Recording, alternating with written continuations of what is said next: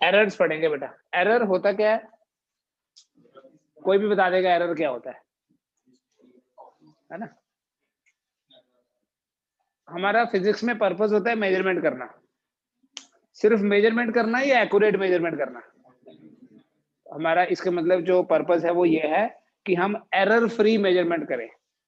लेकिन होता क्या है, बहुत बार नहीं चाहते हुए भी एरर हो जाता है। ठीक है, कई बार हमें खुद अप्रोक्सीमेशन लगाना पड़ता है, कभी हमसे गलती से एरर हो जाता है, कभी जिस इंस्ट्रूमेंट से हम मेजरमेंट कर रहे हैं वो इंस्ट्रूमेंट ही खराब होता है, कभी किसी इन्वायरमेंटल फैक्टर की वजह से, कोई टेम्परेचर या प्रेशर या विंड की वजह से एरर आ जाता है। सो हम एरर्स के बारे में पढ़ेंगे सो दैट हमें ये पता चल पाए कि कौन कौन से ऐसे फैक्टर्स हैं जिनके कारण एरर हो सकता है। And while doing the measurements हम उन फैक्टर्स को ध्यान में रखेंगे ताकि हम एरर को मिनिमाइज कर सकें। बिल्कुल खत्म तो नहीं कर सकते, बट उसको हम मिनिमाइज करने की कोशिश करेंगे। ठीक है, वो तभी कर पाएंगे जब हमें ये पता होगा कि किन किन कारणों से एरर हो सकती है। एरर होता क्या है, अगर हम टेक्निकली डिफाइन करें, an error is the uncertainty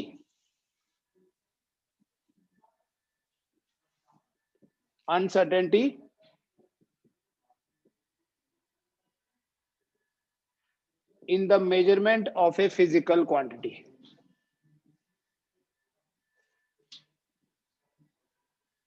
What is an error? It is the uncertainty in the measurement of a physical quantity.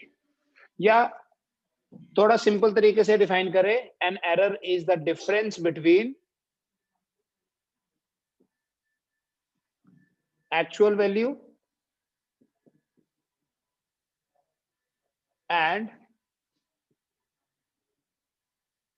measured value of a physical quantity.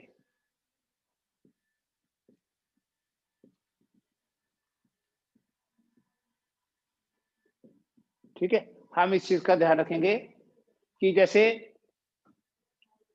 Suppose कोई चीज हमें पता है कि इस पेन की लेंथ कितनी है, बट हम मेजरमेंट करना चाहते हैं।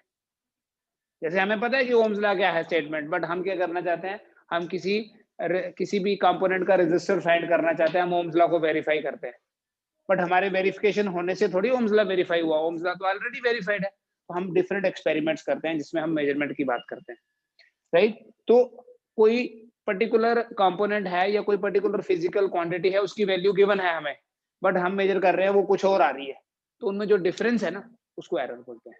एक्चुअल, जैसे मैं बोलूं कि इस रूम की एक्चुअल लेंथ जो है दैट इज 22 फीट, बट आप में से कोई आता है मेजर करना, बोलता है मैंने मेजर किया तो 21 आया, तो मे बी उसने गलती से 21 लाया, उसकी मेजरमेंट प्रोसेस में कोई गलती हो गई, या उसने जो वो टेप यूज करी होगी, हो सकता है वो 0 के बजाय 1 से स्टार्ट करके बोला होगा, या 2 से स्टार्ट करके, या पहले से स्टार्ट कर दिया होगा 0 के पीछे से। ठीक है, तो वो जो आया वैल्यू वो एक्चुअल वैल्यू से डिफरेंस है, कितना डिफरेंट है उसको एरर बोलते हैं। 22 फुट था, उसने बोला 21 फीट है, तो एरर हो गया 1 फीट। ठीक है, it is the difference between actual value and the measured value of a physical quantity. Actually इतनी वैल्यू है, हमने मेजर किया इतना आया, उनका जो डिफरेंस है उस डिफरेंस को एरर बोलते हैं, या इसी को हम अनसर्टेनिटी बोलते हैं। सर्टन होना मतलब नो एरर, तो जो अनसर्टेनिटी है दैट इज एरर। किसी फिजिकल क्वांटिटी की मेजरमेंट में जो अनसर्टेनिटी होती है, उस अनसर्टेनिटी को एरर बोलते हैं। ब्रॉडली हम एरर्स को 2 कैटेगरीज में डिवाइड करते हैं। ब्रॉडर क्लासिफिकेशन ये है कि एरर्स 2 तरह की हैं। One is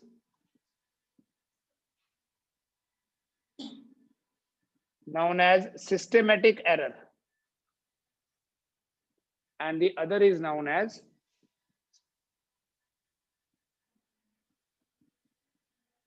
random error। Systematic error वो होती है जिसका कॉज नाउन होता है।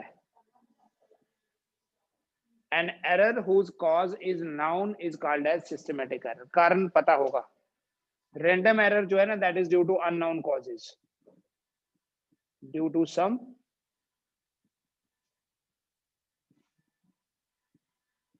अननोन कॉजेज, कारण पता नहीं है। आपने देखा होगा कभी भी हम कोई इंस्ट्रूमेंट यूज भी कर रहे हैं तो समटाइम्स क्या होता है, वो इंस्ट्रूमेंट काम जैसे हैंग हो जाता है, पता नहीं क्यों हैंग हो गया, हम ऑफ करते हैं फिर ऑन करते हैं फिर ठीक हो जाता है, ठीक है। तो उसमें जो एरर है उसका कारण पता नहीं है, हम उसके डिटेल में जाने की जरूरत नहीं समझते, क्योंकि हमारा सिस्टम जो है वो ऑपरेशन करना शुरू हो जाता है, तो बोलते हैं कि होगा कोई अननोन रीजन, हो सकता है कहीं वोल्टेज फ्लक्चुएशन की वजह से कोई सर्किट के अंदर प्रॉब्लम आ गई हो जो बाद में ठीक हो गई हो, ठीक है, या कहीं टेम्परेचर की वजह से, प्रेशर की वजह से कहीं थोड़ा सा वेरिएशन उसमें हुआ हो, तो वो अननोन है, that is called as random, क्योंकि वो हर बार नहीं होता इसलिए उसको रैंडम बोलते हैं, हर बार नहीं होता वो इसलिए उसको रैंडम बोलते हैं। लेकिन अगर कोई हर बार होगा एवरी टाइम तो वो सिस्टमैटिक एरर होता है, that is due to known cause. जिस एरर का कारण पता होता है उसे सिस्टमैटिक एरर बोलते हैं, और जिसका कारण पता नहीं है उसे रैंडम बोलते हैं। 1230, ये जो सिस्टमैटिक एरर्स हैं, इन एरर्स को फर्दर बेटा 3 कैटेगरीज में डिवाइड किया हुआ है।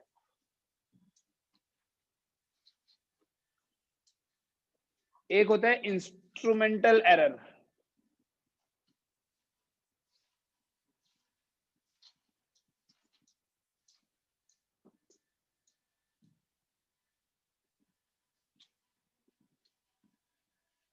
the second is human error, and the third is external error।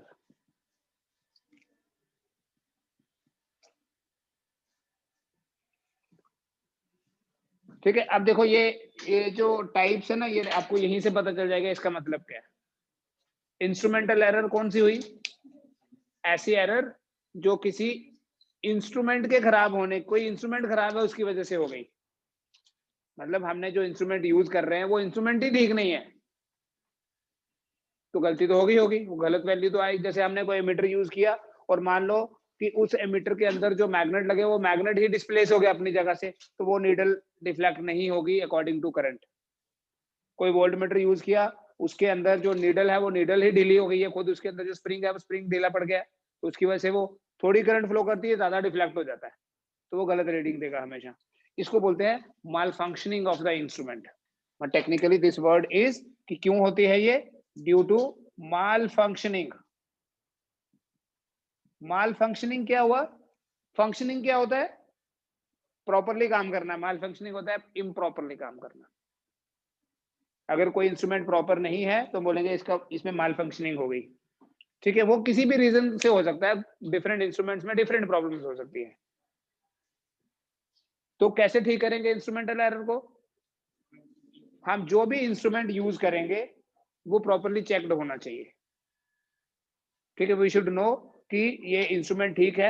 ऐसे इंस्ट्रूमेंट्स जो प्रॉपरली चेक किए होते हैं उनको कैलिब्रेटेड इंस्ट्रूमेंट्स बोलते हैं। तो इंस्ट्रूमेंटल एरर कैसे ठीक होती है बेटा? Bye using calibrated.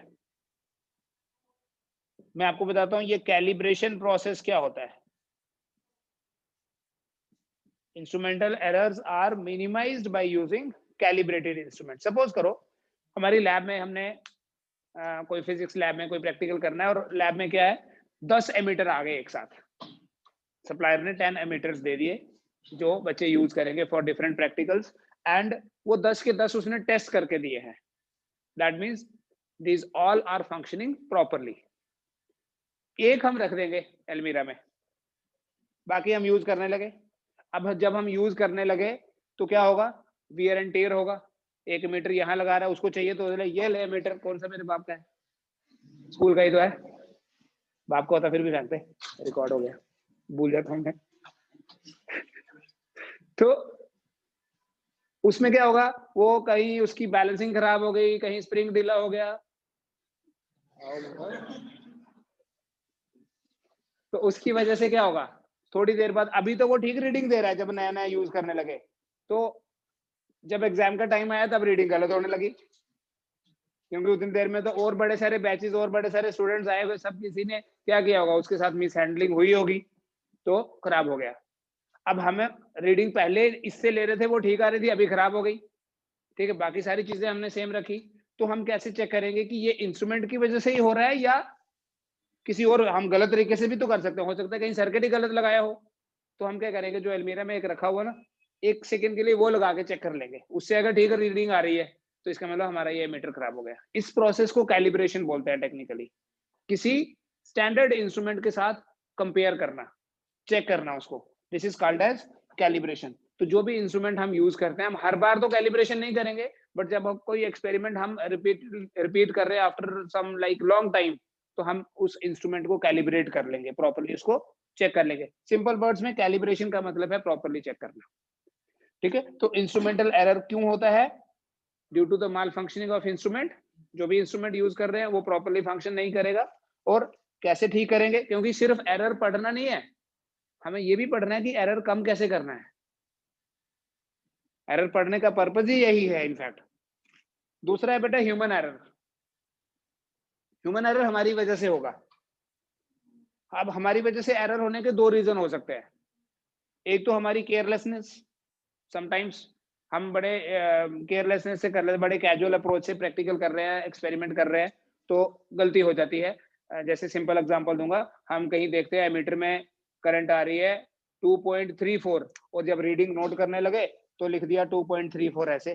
सिंपल सी गलती, कोई भी करेगा ये तो, है ना। और बाद में ग्राफ बनाने लगते, बोलते ग्राफ तो वैसा नहीं आ रहा जैसा होना चाहिए था।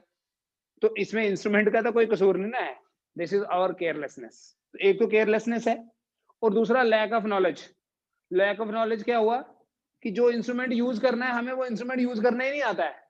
तो इसमें ये नहीं बोलेंगे ना कि इंस्ट्रूमेंट खराब है, इंस्ट्रूमेंट तो ठीक है, बट हमें उस इंस्ट्रूमेंट को यूज, हो सकता है हमने मिलीमीटर लगा दिया इंस्टेड ऑफ माइक्रोमीटर, या वोल्टमीटर लगा दिया, तो हम ये नहीं बोलेंगे ना वोल्टमीटर खराब है, that is our mistake. So there are 2 reasons for human errors. Personal error भी बोलते हैं इसको, और वैसे भी टू एरर इज ह्यूमन, हर इंसान गलती करेगा। तो एक्सपेरिमेंट करते टाइम गलती कम से कम हो, क्या करेंगे उसके लिए? जो भी प्रैक्टिकल कर रहे हैं, जो भी एक्सपेरिमेंट कर रहे हैं, जो भी हम मेजरमेंट कर रहे हैं, बिकॉज फिजिक्स का पर्पस क्या है? मेजरमेंट करना। जो भी मेजरमेंट कर रहे हैं वो केयरफुली करनी है। तो अगर 2.34 है तो 2.34 ही लिखेंगे, ठीक है। It should be taken like, जो भी है डेटा उसको सीरियसली लेना है। और दूसरा, जो भी इंस्ट्रूमेंट हम यूज कर रहे हैं उस इंस्ट्रूमेंट को पहले स्टडी करना है कि ये इसका फंक्शनिंग होता कैसे है। ऐसे जैसे नॉर्मल हम स्केल के साथ तो मेजरमेंट कर लेते हैं, उसके लिए फिजिक्स की जरूरत नहीं है, बट जो टेक्निकल इंस्ट्रूमेंट्स हैं हर कोई थोड़ी ना कर सकता है। मीटर के, आप बाहर से कोई आदमी जा रहा होगा, उसको बोलो यार ये मीटर से करंट नोट करना, बोले मेरे को नहीं पता यार कैसे करना। But being being a physics student आपको करना आना चाहिए, बिकॉज हमारा पर्पस है मेजरमेंट करना, ठीक है। अब स्केल के साथ वो कर लेगा क्योंकि लेंथ मेजर करना इजी है, बट बड़ी सारी टेक्निकल चीजें ऐसे हैं जहां डिफरेंट कॉम्प्लिकेटेड इंस्ट्रूमेंट यूज होते हैं, तो उन इंस्ट्रूमेंट्स को यूज करना सीखना है, ठीक है। सो ह्यूमन एरर कैसे ठीक करेंगे? केयरफुली मेजरमेंट करनी है, एंड जिस भी इंस्ट्रूमेंट से मेजरमेंट करनी है उस इंस्ट्रूमेंट को स्टडी करना है पहले। लैक ऑफ नॉलेज नहीं होनी चाहिए। लैक ऑफ नॉलेज की ना एक और आपको एग्जांपल बताता हूँ। हम नॉर्मली जब करते हैं ना कोई एक्सपेरिमेंट या मेजरमेंट करते हैं, ये जैसे 0 है, ये 1 है, सपोज सिंपल एग्जांपल से बता रहा हूँ, यहाँ लिखा हुआ 1 2 3 4 एंड ये आ गया 5th। तो हम इसको क्या पता है, ये 0, ये 0.1, ये 0.2, ये 0.2 नहीं है बेसिकली। यहाँ पर एक छोटी डिवीजन क्या रिप्रेजेंट कर रही है? 0.1 नहीं कर रही, 0.2 कर रही है, क्योंकि ये 0, 0.2, 0.4, 0.6, 0.8, 1। तो अगर हम इसको 1 बोलें तो that is also lack of knowledge. इसको आपने पढ़ा होगा, स्मॉल डिवीजन हम पता करते हैं कि एक डिवीजन किसको रिप्रेजेंट करती है। जैसे एक नॉर्मल स्केल में छोटी डिवीजन रिप्रेजेंट करती है मिलीमीटर को। अब हमें मिलीमीटर को सेंटीमीटर में कन्वर्ट करना ही नहीं आए तो इंस्ट्रूमेंट का कोई कसूर नहीं है उसमें, दैट इज आवर प्रॉब्लम, ठीक है। वी शुड नो कि 1 मिलीमीटर जो है 10⁻⁻1 सेंटीमीटर होता है, सेंटीमीटर, क्योंकि 1 सेंटीमीटर 10 मिलीमीटर होता है। तो ये कन्वर्ट करना भी हमें आना चाहिए। इसमें बहुत बार गलती कर देते हैं हम लोग, क्योंकि फिजिक्स में हम नॉर्मली चलते हैं ऐसे यूनिट के साथ कैलकुलेशंस में। तो कभी इंस्ट्रूमेंट माइक्रो एमीटर में मेजर कर रहा है तो हमें एमीटर में, एम्पियर में लिखना उसको, तो हमें पता होना चाहिए कि 1 माइक्रो एम्पियर जो है 10⁻⁻6 एम्पियर होता है। तो जो भी इंस्ट्रूमेंट यूज करना है, जो भी यूनिट्स यूज करने हैं, उन यूनिट्स के बारे में पता होना चाहिए। The other is external error.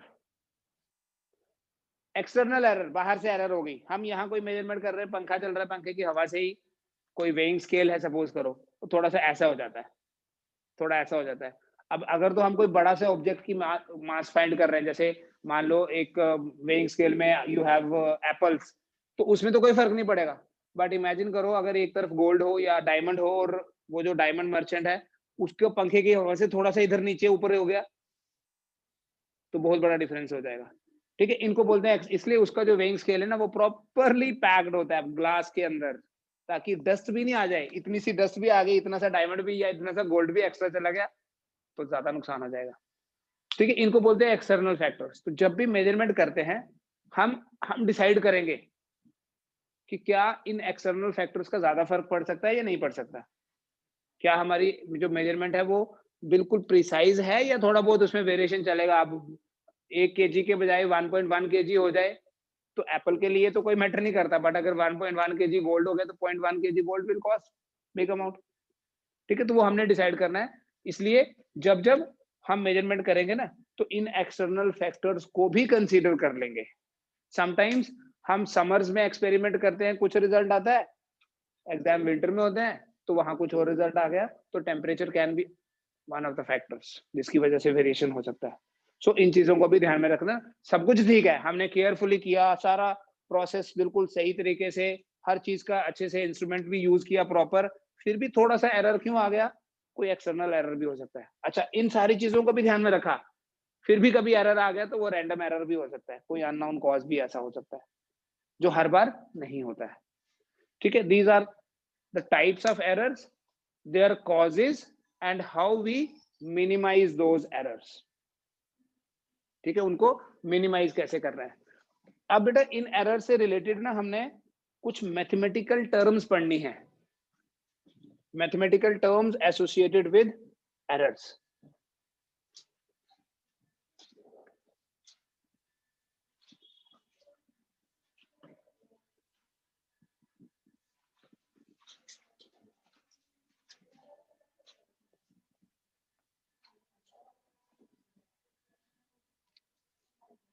बेटा जो सिस्टमेटिक एरर्स है, इनको कैसे मिनिमाइज करना है वो तो हमने देख लिया, बट जो रैंडम एरर्स हैं इनको कैसे मिनिमाइज करना है, क्योंकि वो एरर हर बार नहीं आती। तो याद रखना, जो रैंडम एरर्स हैं, those random errors are minimized by taking mean value, average लेके। हम कोई प्रैक्टिकल भी करते हैं तो एक बारी थोड़ी रीडिंग लेते हैं, हम 4-5 रीडिंग्स ले लेते हैं, फिर उनका मीन निकालते हैं कि अगर कोई थोड़ा बहुत किसी में एरर हो तो वो कम हो जाता है मीन लेने से। मीन लेने से हमारे पास जो वैल्यू आती है, उस वैल्यू को ट्रू वैल्यू बोलते हैं। ठीक है, मैथमेटिकल टर्म्स जो हैं एरर से रिलेटेड,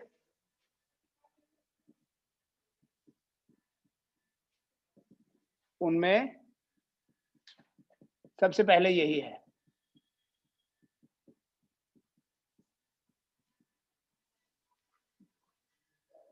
ट्रू वैल्यू, जो वी डिफाइन एज मीन और एवरेज वैल्यू ऑफ ए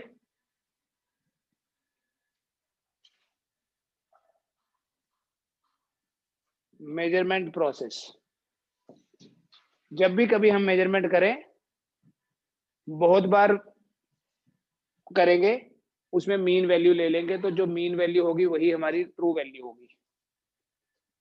जैसे देखो, अगर एक बार मेजरमेंट की, रिजल्ट आया A1, दूसरी बार मेजरमेंट की, रिजल्ट आया A2, तीसरी बार मेजरमेंट की, रिजल्ट आया A3, और हमने n टाइम्स मेजरमेंट कर ली, इसको अगर हम n से डिवाइड करें तो ऐड करें, तो इसको बोलते हैं बेटा मीन वैल्यू। जैसे एक बार मेजरमेंट किया 3 आया, एक बार 4 और एक बार 5, 3 बार मेजरमेंट की हमने, तो मीन वैल्यू क्या आएगी या ट्रू वैल्यू क्या आएगी, 3 + 4 + 5 डिवाइडेड बाय 3 बार किया ना, so the true value will be 4।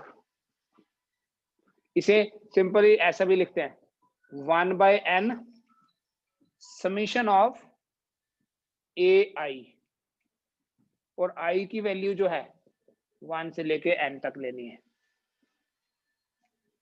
i क्या लेना है, फ्रॉम 1 to n। इसका मतलब है ऐड करनी है values starting from 1 to n, so it will be a1 plus a2 plus, जैसे मैं कभी ऐसे लिखूं ना, summation ai, i is from 1 to 5, तो इसका मतलब है a1 plus a2 plus a3 plus a4 plus a5। अगर यहाँ 10 तक लिखा होगा plus a6 plus a7 a8 a9 a10, तो मैंने जनरल लिखा n तक। इसे बोलेंगे बेटा ट्रू वैल्यू। जो दूसरी टर्म है उसे बोलते हैं बेटा एब्सोल्यूट एरर, और वो एक नहीं बहुत सारी होती हैं, we call them as absolute errors. Absolute errors. How we define an absolute error? An absolute error is the difference between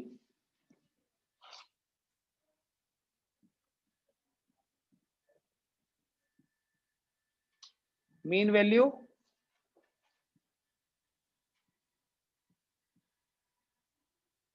and measured value। क्या होता है एब्सोल्यूट एरर? मीन वैल्यू और मेजर्ड वैल्यू के बीच में डिफरेंस है। ये देखो, ये है बेटा मीन वैल्यू और ये मेजर्ड वैल्यूज हैं। कौन कौन सी? a1 a2 a3 an। तो जब भी डिफरेंस की बात होती है फिजिक्स में डेल्टा वर्ड यूज करेंगे फॉर चेंज। डिफरेंस मतलब चेंज हुआ, तो डेल्टा a1 मतलब a1 में कितना एरर है, तो बोले a bar minus a1। Error क्या है? डिफरेंस। किसके बीच में? ट्रू वैल्यू और मेजर्ड वैल्यू के बीच में जो डिफरेंस है। जैसे यहां देखो 4 - 3 इज एरर इन 3। 4 - 4 सेम है ना, 0। 4 - 5 -1। तो डेल्टा a2 क्या होगा? a bar minus a2। Delta a3 क्या होगा? a bar minus a3। और डेल्टा an क्या होगा? a bar minus an। तो बेटा ये जो एब्सोल्यूट एरर्स हैं ये पॉजिटिव होंगी, नेगेटिव या जीरो, कुछ भी हो सकती हैं। जो एब्सोल्यूट एरर्स हैं this can be positive, negative और जीरो। ठीक है, इतना करो आज, कल इसको कंटिन्यू करेंगे, अभी आगे भी है ये।